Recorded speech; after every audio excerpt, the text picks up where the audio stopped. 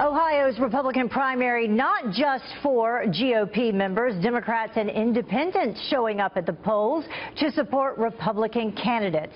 So the question is, why? Let's ask Ohio State Senator Capri Cafaro, and she is a Democrat, we should say, off the top. Indeed. So why is this happening, specifically in Ohio? Because we've heard about this happening in other states as right. Well, I mean, in the instance of Ohio, and particularly eastern Ohio, it has been about the issue of trade and the economy, and to a lesser extent, the issue of immigration. And this really was all about Donald Trump's message. Now, while Donald Trump obviously was not victorious yesterday evening, it really was basically, John Kasich, obviously a very popular governor in the state of Ohio over the last 5 years.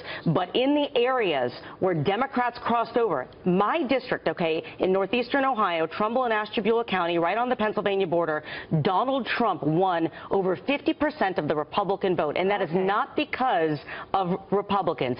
It is because of Democrats, and that is on the entire eastern corridor from Lake Erie all the way down to the West Virginia border, all the way down the river. This is coal country, this is steel country, and these folks all went out and voted for Donald Trump. Obviously, this didn't happen all across the state, but it's because these folks in particular, they are my constituents. They need jobs.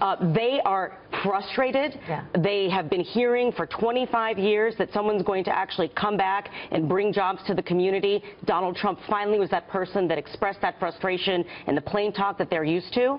And if it was not for those Democrats, frankly, I think that Kasich probably would have blown it out last night. But Donald Trump, I think, shows that his message in regards to trade does resonate with those blue-collar voters. Yeah, and let's take a look at the numbers so people see exactly what we're talking about in terms of the GOP primary in Ohio. Democrats, 8% of Democrats voted.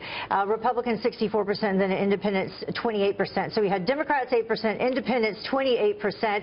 And then if we can go ahead and take a look at the Democratic votes where they went, they did end up going to Kasich 55% across the board, across the state.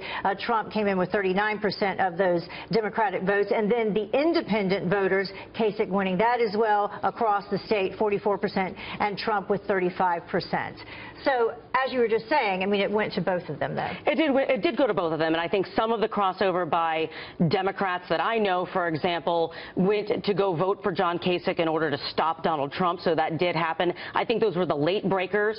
Those folks were, going because they were in a panic. And then Hillary Clinton had her gaffe about coal specifically. That's right. That is absolutely correct, and I think that turned a lot of people off in eastern Ohio because it is coal country. In my area, as I was mentioning, we were running out of Republican ballots in communities surrounding Youngstown, in particular, in Trumbull County and Warren. All of these areas, again, have been known for the industrial fiber of our country.